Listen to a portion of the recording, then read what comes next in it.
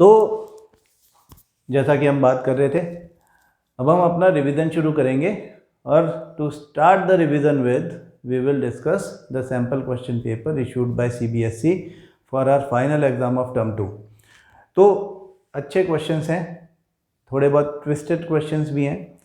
आप देखें किस तरह से अगर ये पेपर आपके सामने आ जाए तो आप किस तरह से उसको हैंडल करेंगे। ठीक है, तो आज के गिवन टाइम में जितने क्वेश्चंस हो जाते हैं हम वो सब क्वेश्चन करेंगे और फिर इसको सब्सिक्वेंट क्लासेस में चालू रखेंगे। तो सबसे पहले तो देखें कि ये हमारा फॉर्मेट है सैम्पल क्वेश्चन पेपर का 86, जैसा कि आप जानते हो साइंस का कोड होता है। टर्म 2 2021-22 2 आवर्स टाइम अलाउड है और मैक्सिमम मार्क्स 40 है।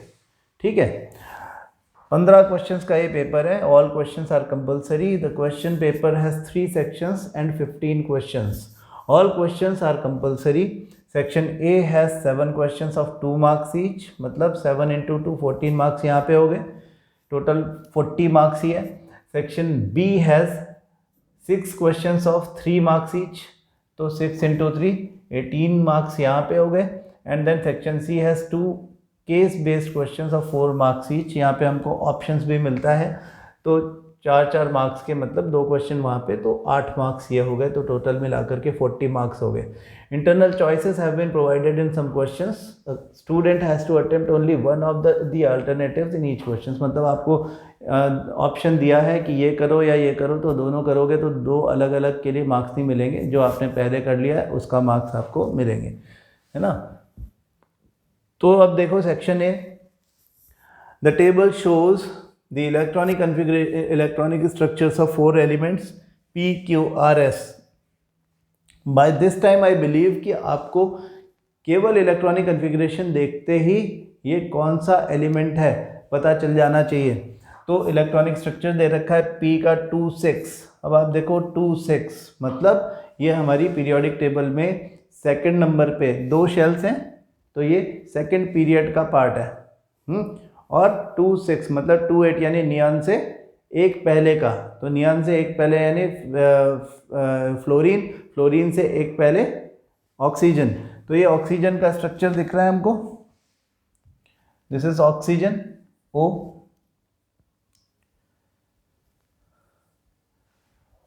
Q is 281 sodium, 287 chlorine, 288 argon. ये आपको देखते पता चल गया। देखिए कि क्या पूछ रहे हैं। 2 मार्क का क्वेश्चन है। आइडेंटिफाई विच एलिमेंट और elements will form covalent bonds with carbon. Oxygen, yes oxygen has 6 electrons in its outer most shell. ये कार्बन के साथ में कोवेलेंट बॉन्ड बना सकता है। सोडियम इज अ मेटल, ये कार्बन के साथ में कोवेलेंट बॉन्ड नहीं बनाता, ये किसी के साथ कोवेलेंट बॉन्ड नहीं बनाता, ये एक इलेक्ट्रॉन डोनेट करके आयन बनाता है और आयनिक कंपाउंड्स बनाएगा।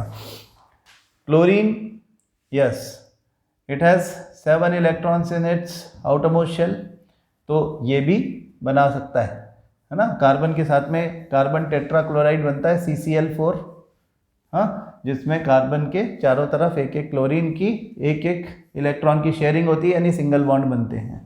ऑक्सीजन के साथ तो आप जानते हो कार्बन डाइऑक्साइड भी बनता है, कार्बन मोनोऑक्साइड भी बनता है।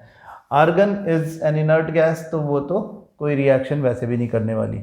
तो आपका इसका आंसर हो गया। ये कह रहे थे आइडेंटिफाई विच एलिमेंट और elements will form covalent bonds with carbon, तो आप लिखोगे P and R, ये आपका आंसर हो गया। 1 मार्क। फिर carbon reacts with an element in the above table to form several compounds, give suitable reason. ये कार्बन डाइऑक्साइड भी बनता है और कार्बन मोनोऑक्साइड भी बनता है, तो oxygen is the element. Reason क्या है कि कार्बन इज टेट्रावेलेंट।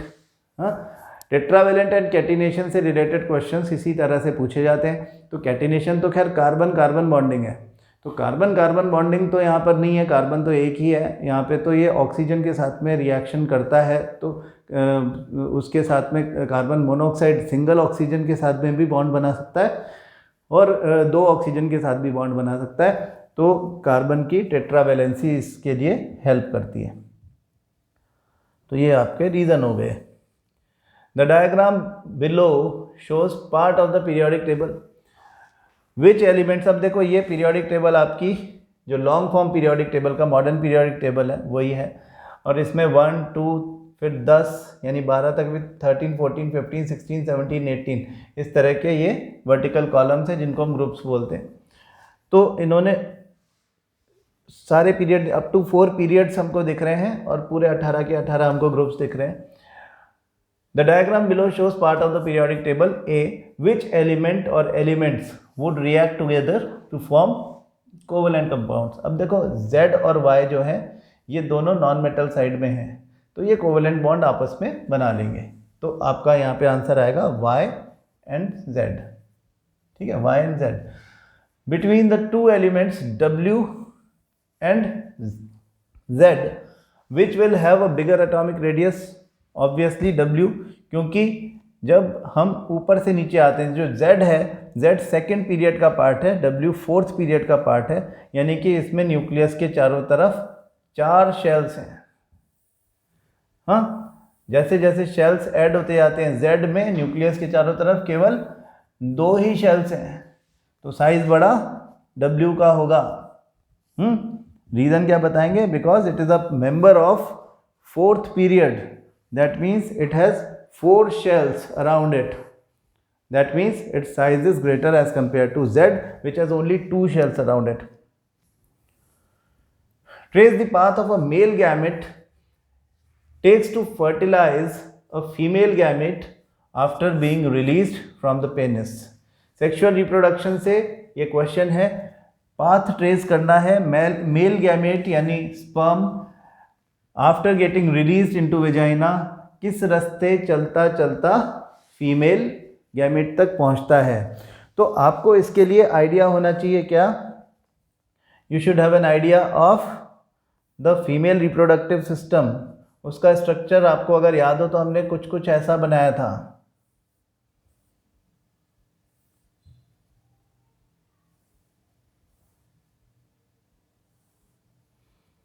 ये स्ट्रक्चर हमारा, इसमें हम दोनों साइड एक एक फेलोपियन ट्यूब बनाते हैं, ओवरीज बनाते हैं, और यहाँ पे ये हमारा यूट्रस है, ये वेजाइना है। ठीक है, तो sperms are released inside vagina. This opening of the uterus is known as cervix.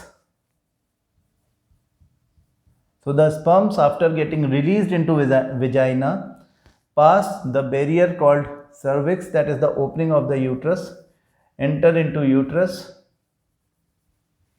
and then they move in all directions, and in whichever fallopian tube, there are 2 fallopian tubes, and in the fallopian tube either here or here, दोनों में से एक जगह हमको show करनी है, the ovum waits for the sperms. So the path trace करना है हमको, that is vagina to cervix to uterus to fallopian tube. This is fallopian tube where the ovum is waiting for the sperm. Fallopian tube is also known as oviduct. ठीक है ना, ये रास्ता आपको बताना है। डायग्राम बनाना यहाँ पे ज़रूरी तो नहीं है, ऐसा कहा तो नहीं है, लेकिन बना दोगे तो अच्छा रहेगा। डायग्रामेटिकली शो करोगे इस तरह के क्वेश्चंस में तो आपको बेनिफिट रहेगा, इंप्रेशन भी अच्छा पड़ता है उससे। State the number of sets of chromosomes present in a zygote. There are 23। Human zygote की बात हो रही है। There are 23 sets of chromosomes, यानी 23 pairs of chromosomes present in zygote. Zygote is a diploid cell, तो जिसमें हर तरह के क्रोमोसोम्स पेयर बना चुके होते हैं, वो डिप्लॉइड सेल होती है। Zygote is a diploid cell which is formed after the process of fertilisation. Question number 4 देखिए। Rajesh observed a patch of greenish black powdery mass on a stale piece of bread. क्या हो सकता है? Greenish black powdery mass bread के ऊपर fungus लग जाती है, हम कहते हैं। So name the organism. Organisms name is rhizopus. rhizopus, which is also known as bread mold. हाँ, ब्रेड मोल्ड और राइजोपस एक ही बात है. इट इज अ फंगस और उसका नाम बताया. Specific mode of asexual reproduction. It reproduces by the process called spore formation.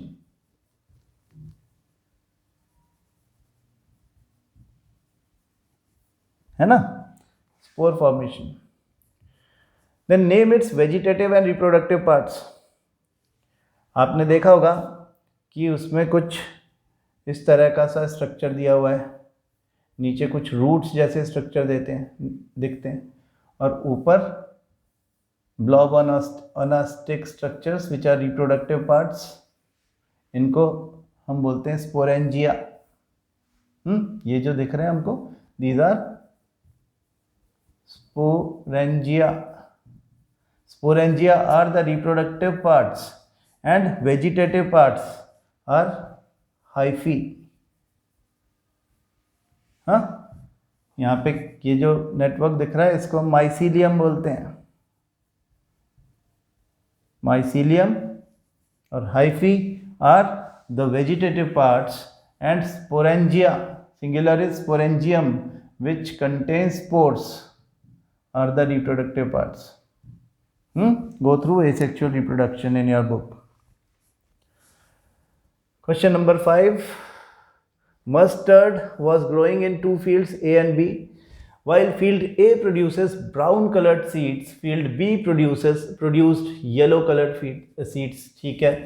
It was observed that in field A, the offspring showed only the parental trait for consecutive generations, whereas in field B, majority of the offspring showed a variation in the progeny. Okay, what are the probable reason for this? इससे क्या पता चलता है हमको? वो कह रहे हैं consecutive generations में जो field A में जो मिला, the offsprings, उनकी जो next generation थी, they showed only the parental trait for consecutive generation. एक के बाद दूसरी जनरेशन में भी वो सेम ही आया. तो इसका मतलब हमें क्या पता चलता है कि पेरेंटल ट्रेट शो कर रहे हैं. तो इसका मतलब जो ट्रेट इसमें आया है, the traits in a field plants are dominant. हाँ, कौन सा है वो? ब्राउन कलर वाला.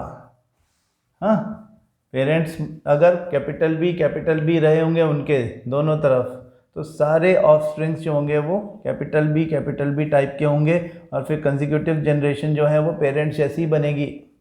हाँ, तो पेरेंट्स जो है वो प्योर या homozygous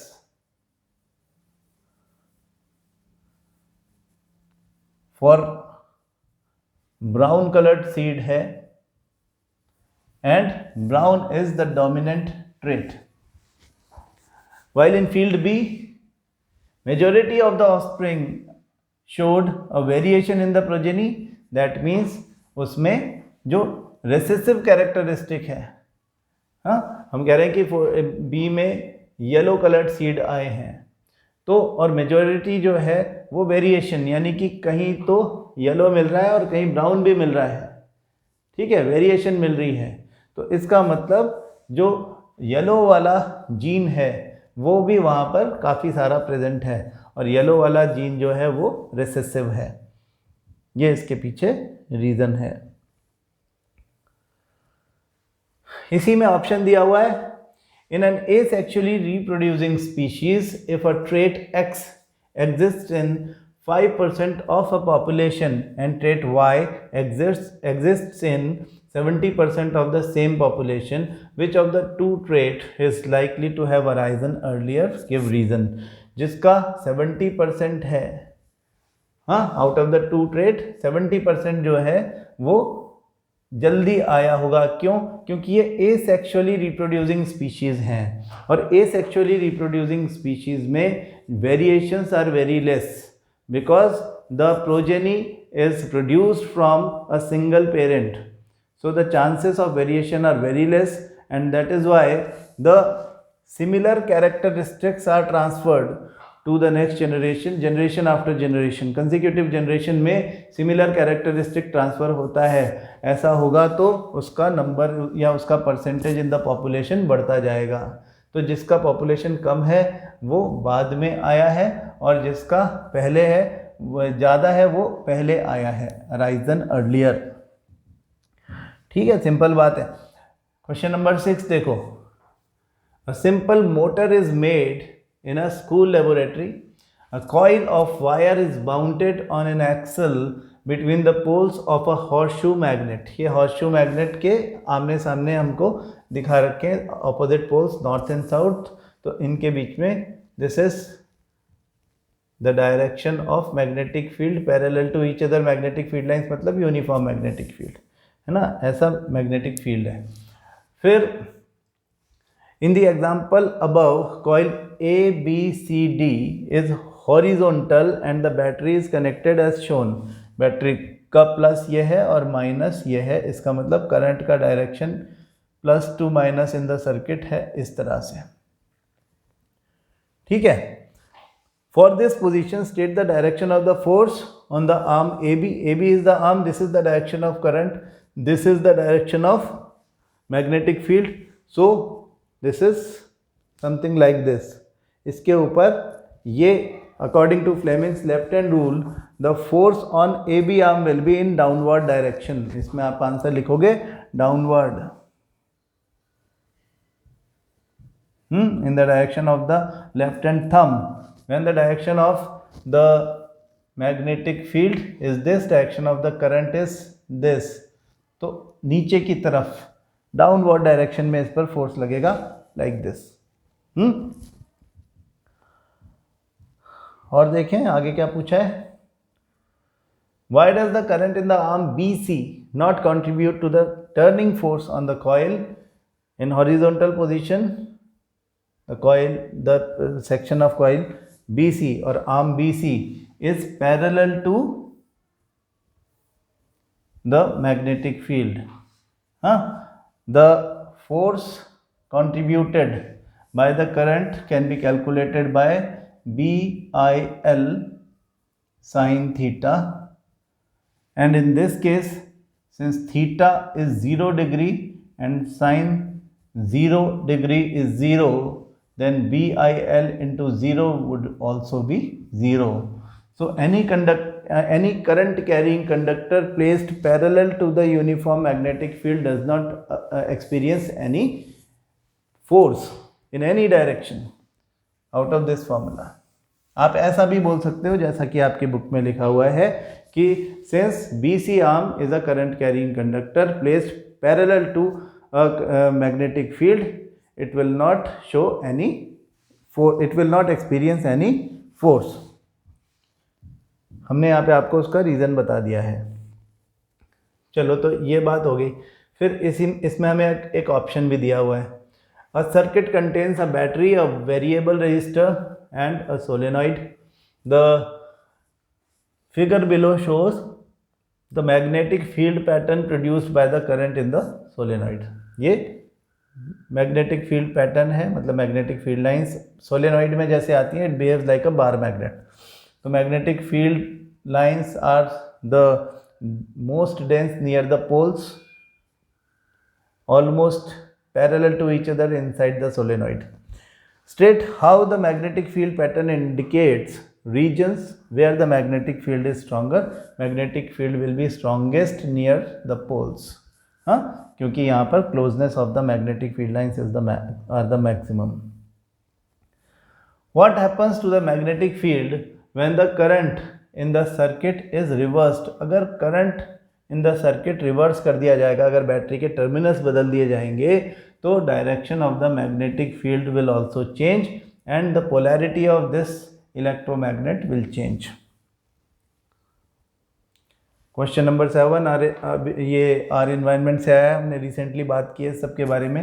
DDT was sprayed in a lake to regulate breeding of mosquitoes। Mosquitoes को किल करने के लिए किसी लेक में DDT स्प्रे करी। DDT जो है वो एक केमिकल है जो इनको मारने का काम करेगा इनके लार्वा को। तो how would it affect the trophic level in the following food chain associated with the lake. अब लेक एक्वाटिक एनवायरनमेंट है जिसमें प्लैंक्टन्स हैं। प्लैंक्टन्स मतलब ऐसे लिविंग ऑर्गेनिजम्स जो वाटर में फ्लोट करते रहते हैं और जो स्ट्रीम के वाटर स्ट्रीम के अगेंस्ट स्विम नहीं कर सकते। तो जिस तरफ पानी बहता है वो भी बहते चले जाते हैं, लिविंग ऑर्गेनिजम्स लेकिन वो होते हैं, and they are food for many small fishes और लार्ज फिशेस। हाँ, ये सब एक्वाटिक हैबिटेट्स में मिलते हैं। ये लेक में भी मिलेंगे, पॉन्ड में भी मिलेंगे और ओशन में भी मिलेंगे। तो प्लैंक्टन जो है वो, अगर हम फाइटोप्लैंक्टन की बात करें तो दे आर स्मॉल प्लांट्स। जू प्लैंक्टन बोलते हैं तो दे आर स्मॉल एनिमल्स। तो यहाँ पे फाइटोप्लैंक्टन्स की बात हो रही है क्योंकि ये बेस पर है तो ये प्रोड्यूसर है। वो क्वेश्चन क्या पूछ रहे हैं कि how would it affect the trophic level in the following food chain. तो हम कहते हैं कि द DDT और the harmful chemical enters into the food chain by planktons, then from there they move to small fishes, then to large fishes, and then ultimately to the hawk, which is a part of this food chain. So the harmful chemical like DDT gets accumulated in the trophic levels across a food chain, and this phenomena is known as biological magnification or simply biomagnification. ठीक है, तो biological magnification का example है वो basically वो हमें समझाया गया है। लेकिन अगर आपको वो क्वेश्चन समझ में नहीं आ रहा तो आपको एक ऑप्शन और दिया हुआ है। In the following food chain vertical arrows, these are vertical arrows ACE, vertical arrows indicate the energy lost to environment, and horizontal arrows indicate energy transfer to the next trophic level. अगले trophic level को जो energy transfer होती है वो B और D दिखा रहे हैं, इन्वायरमेंट को जो जा रहा है वो A, C और E दिखा रहे हैं। तो which one of the 3 vertical arrows A, C and E and which one of the 2 horizontal arrows B and D will represent more energy transfer? More energy transfer, maximum energy transfer is A, C और E में A और B और D में B. Why? Because maximum energy lies with the producers and these are green plants. तो सबसे ज़्यादा energy क्योंकि इनके पास है तो एनर्जी रिलीज भी यहाँ से ही सबसे ज़्यादा होगी। आगे जो जा रहा है वो 10% जा रहा है।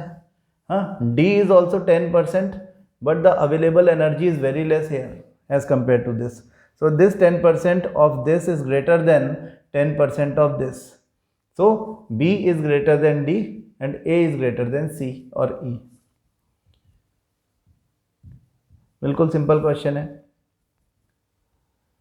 तो सेक्शन A में 7 क्वेश्चंस हैं, सब 2 मार्क्स के हैं और वो सब के सब छोटे क्वेश्चंस हैं जिनके आंसर्स बहुत शॉर्टेस्ट पॉसिबल देने हैं हमको। सेक्शन बी में देखो, choose the element from period 3 of modern periodic table that matches the description given below in each instance, give reason for your choice. आपको फंडामेंटल्स बिल्कुल पता होने चाहिए पीरियोडिक टेबल के।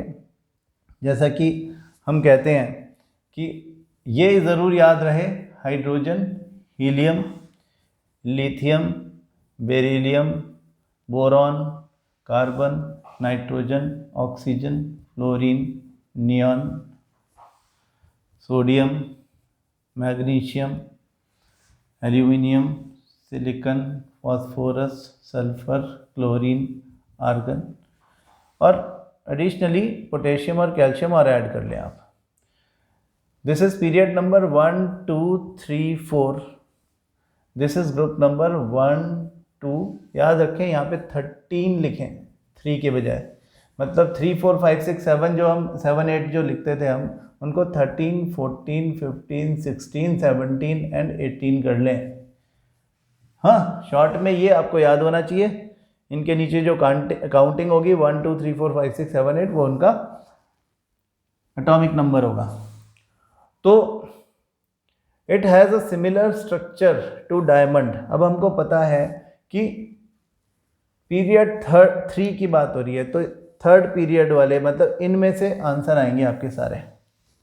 हाँ, डायमंड इज कार्बन, कार्बन जैसा स्ट्रक्चर सिलिकॉन, तो answer हो गया सिलिकॉन, सिंपल। आगे देखो, it has same valency as lithium, lithium जैसी वैलेंसी इस ग्रुप में सिर्फ सोडियम की है, तो sodium is the answer.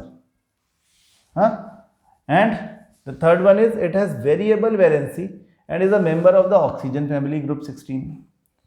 Oxygen family group 16 मतलब सल्फर की बात हो रही है, सिंपल।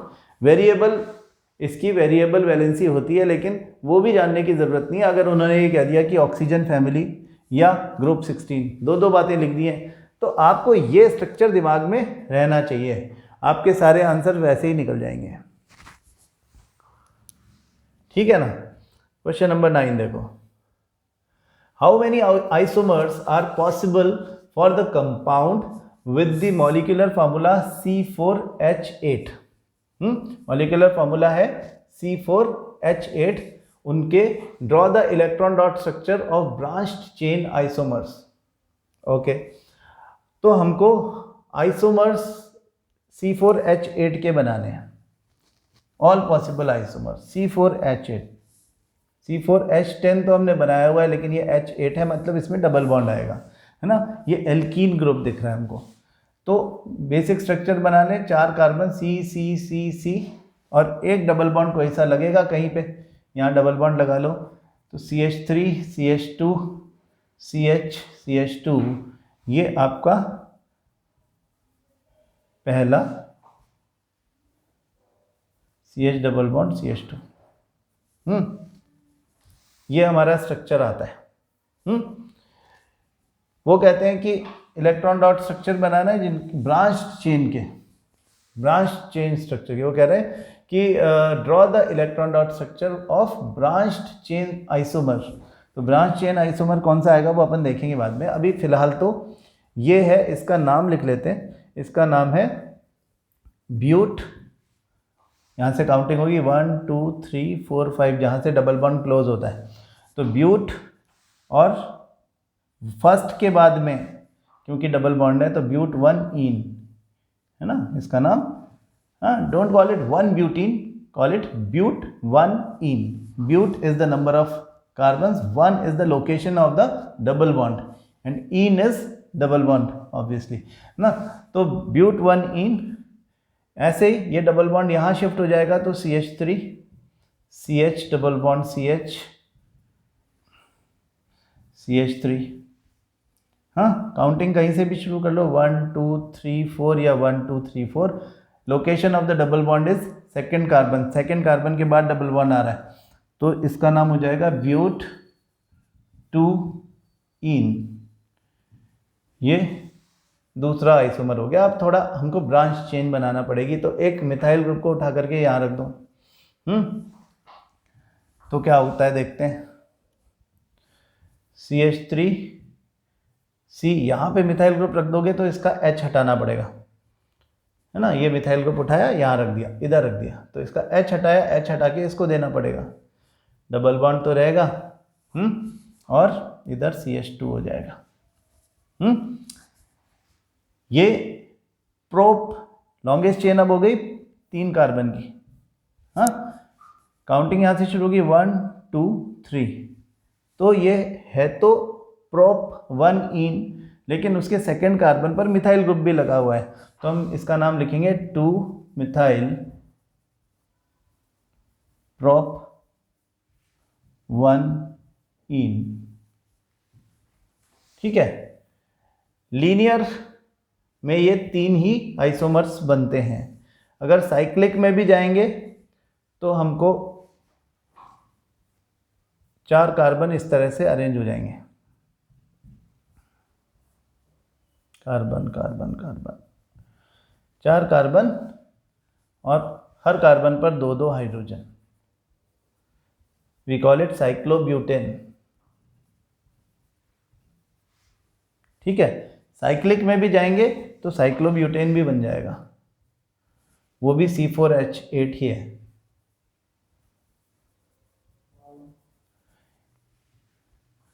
और वैसे साइक्लोप्रोपेन भी होता है, 3 कार्बन इस तरह से लगे हों, हाइड्रोजन हाइड्रोजन हाइड्रोजन,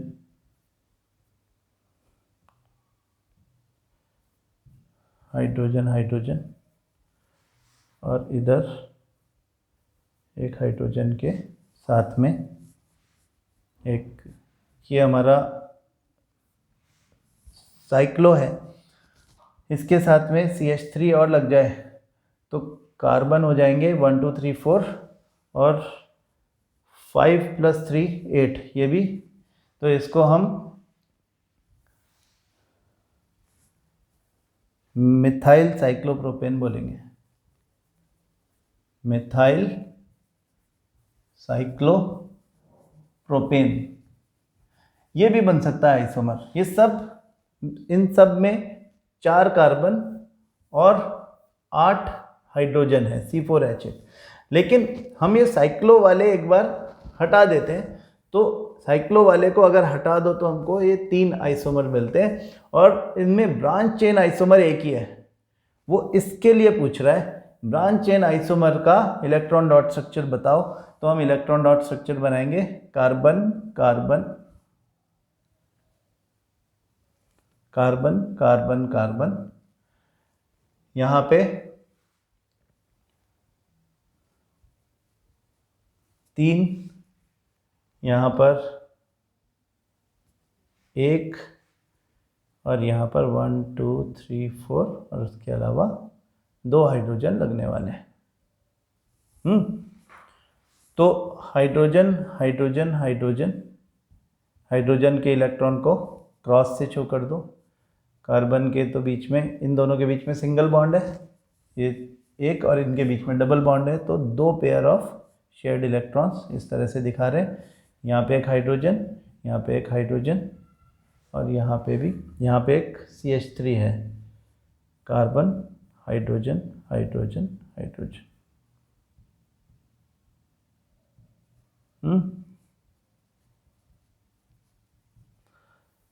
तो हम इसको थोड़ा ऐसे शो कर देंगे। ये तो CH3 है, इस कार्बन का ऑक्टेट पूरा हो गया, ये पूरा CH3 है, H H NH।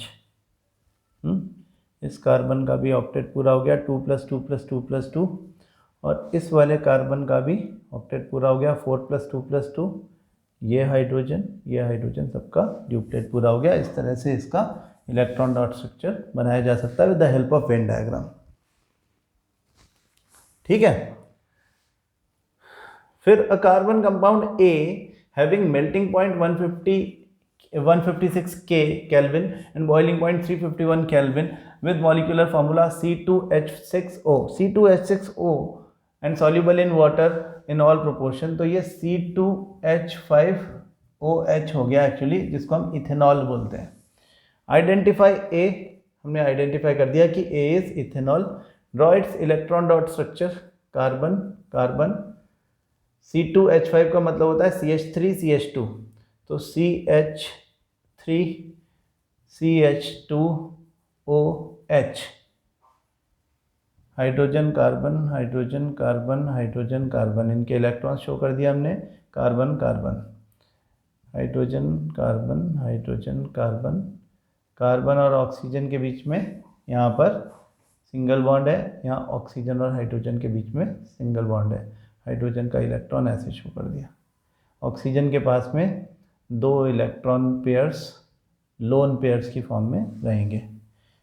इस तरह का इथेनॉल का इलेक्ट्रॉन डॉट स्ट्रक्चर बनता है।